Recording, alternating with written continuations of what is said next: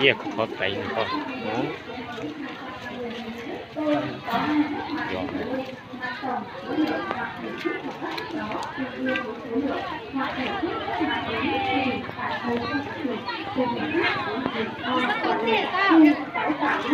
Ba tạp đồ thì một trong các trường hợp sau đây thì bị phạt tù từ 15 đến 20 năm. Nếu thuốc phiện như cần sa hoặc Dacopa có khối lượng từ 1 kg đến dưới 5 kg. D. Heroin, cocaine, methamphetamine, amphetamine, MDMA có khối lượng từ 30 g đến dưới 100 g. C. Lá cây coca, lá khắc, lá, rễ, thân, cành, hoa, quả của cây cần sa hoặc bộ phận của cây khác có chứa chất ma túy do chính phủ quy định có khối lượng từ 25 kg đến dưới 75 kg. D. Quả thuốc viện kho có khối lượng từ 200 kg đến dưới 600 kg. D. Quả thuốc viện tươi có khối lượng từ 50 kg đến dưới 150 kg.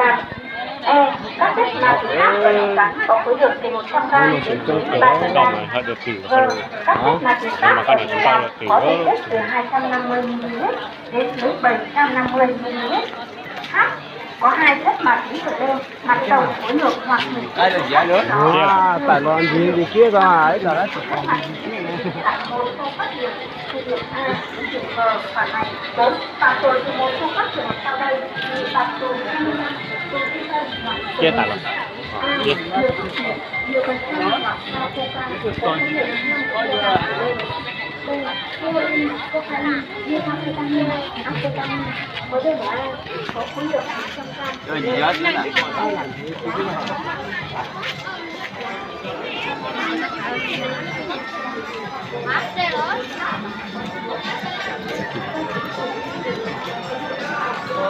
Có thể qua tao phô với tí xì xa thế rồi. Dạ được.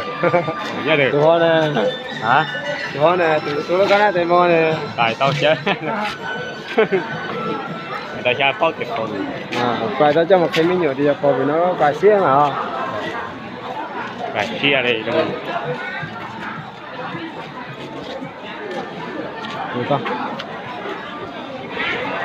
Đó làm cái người vô mong đọc cái này tốt rồi. Mâm lẩu. Coi như mâm lẩu vậy.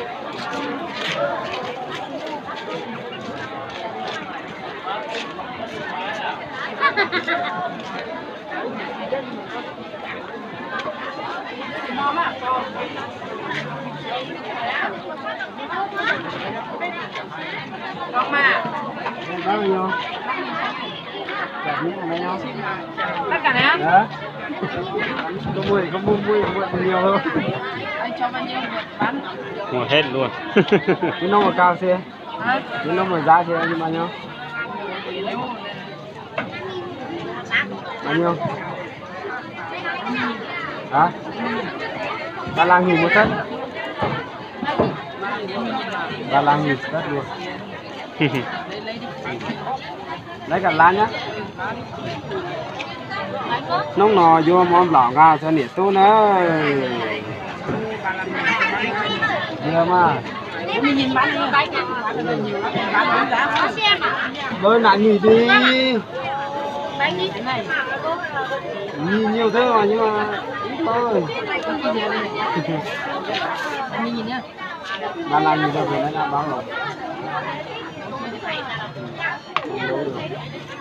Bố phải mua nhiều. Bán cho Hà Xiến nữa.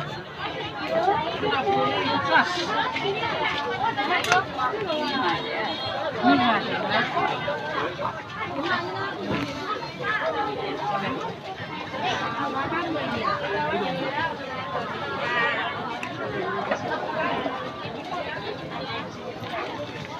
Cho cả lá đây hả anh?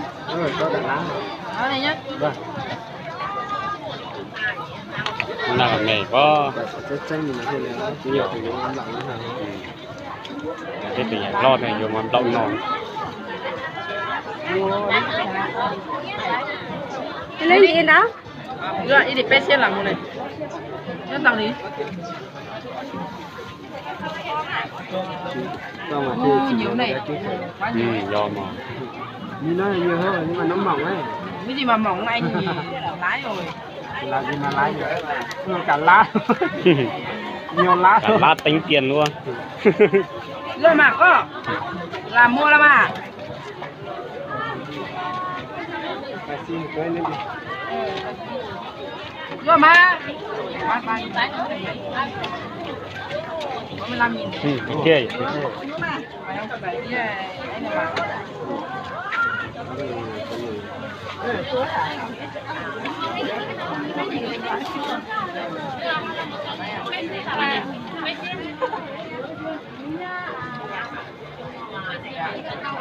Tiền nhá. Nhưng muốn làm luôn á. Cháu xì tết đi. Để mình cứ mua bánh lên đi. Không ăn đi. Mua bánh nữa. Mua bánh nữa. Để chị mua đi.